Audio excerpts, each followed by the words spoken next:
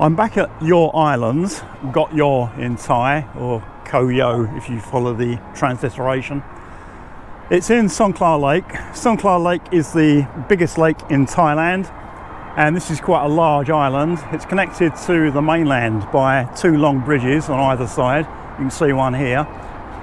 I've done videos here before. It's quite well known for seafood restaurants and other places of interest. The reason I'm here today is that there's a new restaurant that opened about 3 or 4 months ago, and I've been meaning to check it out for quite a long time. And while I'm here, I thought I'd also take a look at the museum here. I've been before, but it was a very long time ago. The last time was probably 15 or more years ago.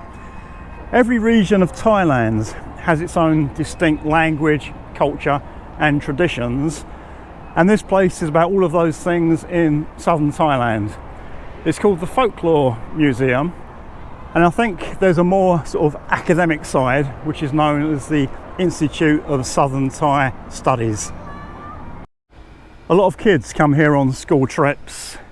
Outside I saw several big buses, and it's the same inside as well. So today there'll be hundreds of kids here. Dual pricing applies, as is quite usual for this kind of attraction in Thailand.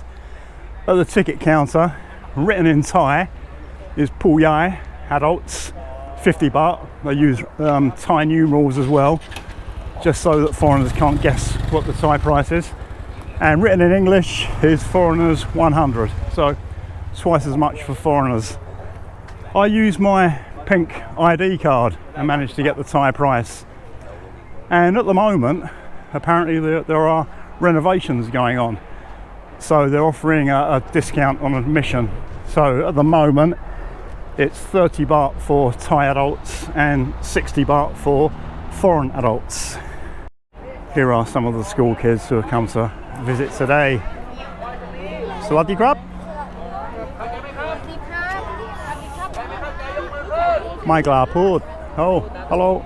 มาจากไหนครับ สตูล เคยมาไหมครับ Yes.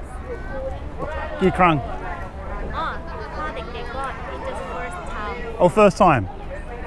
เรียนชั้นไหนครับ ประถม1 ถึง 6 Oh, okay. Okay, so the junior school kids from levels 1 to 6 from Satoon province. It's a very attractive setting, quite high. I parked my car down at ground level and walked, and it was quite a steep walk. I could have driven up and parked here. And because of the high location, you've got good views across Songkhla Lake. Yes, it's very well kept as well. A very attractive place. There are quite a lot of individual buildings here. It was a bit of a job finding the entrance, but I think this is it. Welcome to the Folklore Museum. I'm not intending spending a long time here, just a quick look around to give you an idea what's here, so you can decide whether it's somewhere that you would like to visit yourself. Lots of Muslim children here today. มาจากไหนครับ จังหวัดอะไรครับ นาราธิวาส Okay. I thought they wanted me to take a photo of them, but they wanted to take a photo of me with them. They're from Narathiwat. Just a school kid from all over today. I'm in an old teak building now, and there's just some models showing the old style way of life. So here people are working inside. And the next one, they're working in the rice fields. It wasn't that long ago that 80% of Thais worked in agriculture. It's been a phenomenal change in recent years. There's a little shop here, but no restaurant. That's not a problem, because when I finish here, I'll be going on to check out that new place. It's not at all like a conventional museum, which has big rooms full of artifacts that are all linked together. It's just a collection of small buildings that are scattered around. And from the way the kids are staring at me, I think they find me more interesting than the museum exhibits. Thai kids are really funny. You talk to them in Thai and they just freeze. They're quite scared of foreigners. Oh, security guys telling me where to go. Okay, cupcake and crab? Oh, glassware. Okay, cupcake and crab. There's very basic information in Thai and English, but it doesn't tell you how old these things are. Obviously in the past they had glass blowing skills. It'd just be interesting to know how long ago these things were made.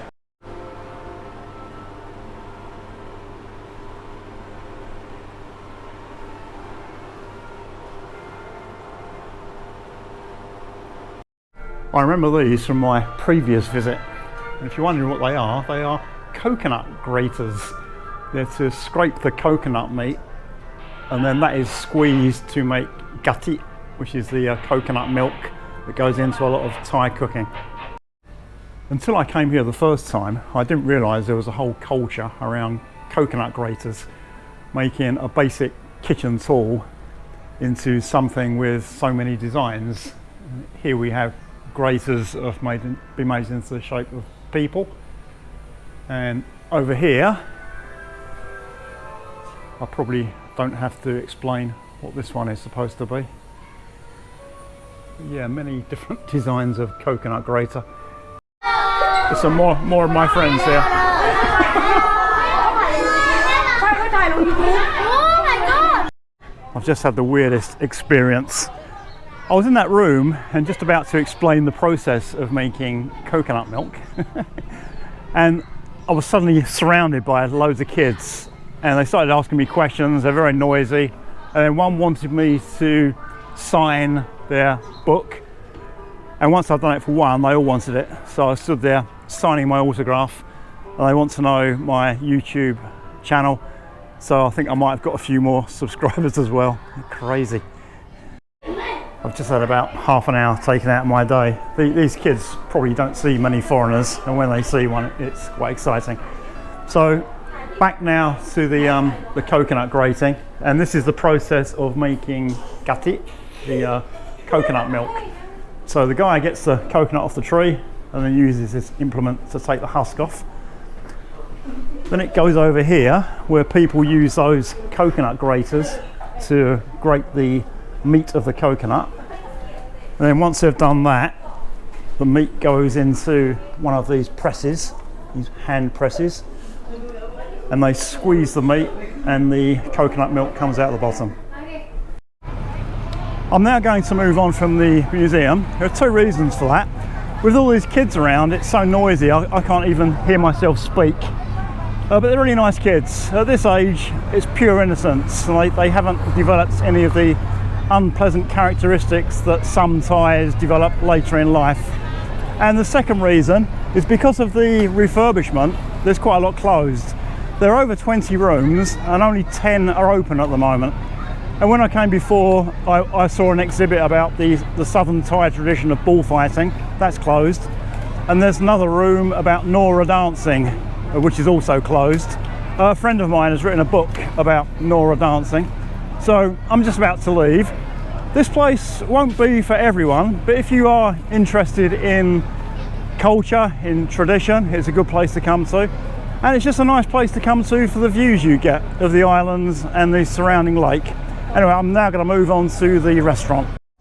There's a coffee shop near to where I live, and a few years ago they had a poster with a picture of this place. It was a new restaurant that was being built, and the poster said opening in early 2022.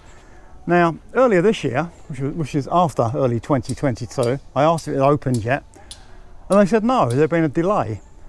I'm also in a line group with my housing development, and a few months ago, one of my neighbours posted that it had now opened, and it is called The Proud.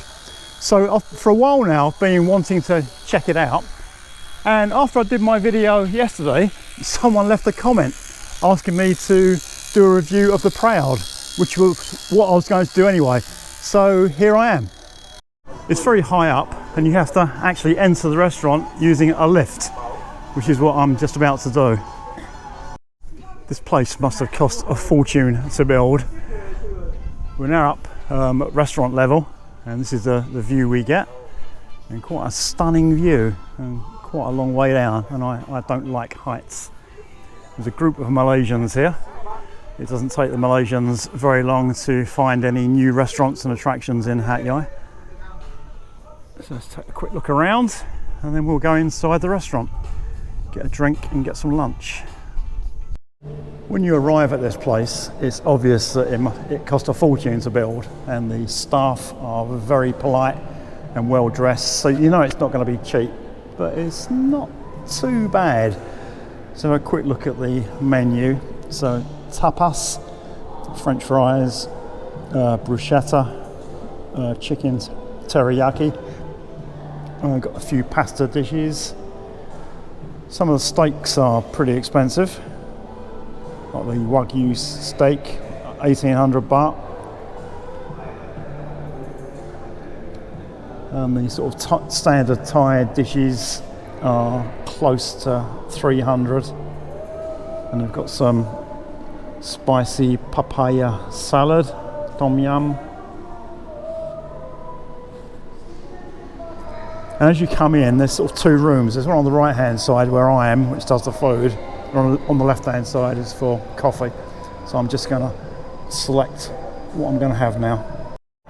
Yeah, looking at the prices, this is somewhere for special occasions and not somewhere like ordinary people like me come regularly. The Pad Thai, the famous Thai dish, is 350 to 490 baht here, and outside I guess it's probably around 60 or 70 baht.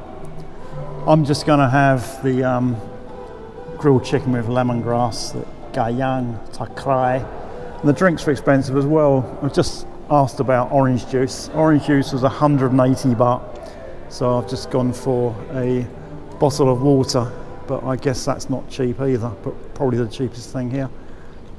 This is the dining area.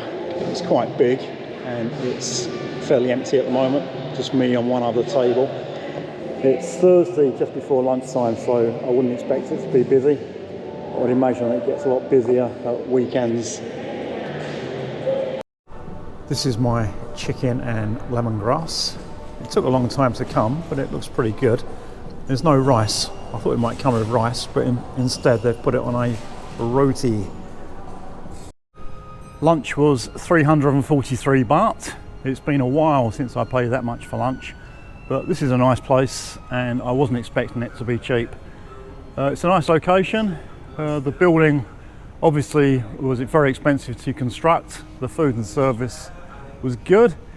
It's not really my sort of thing. My background is East End of London, working class.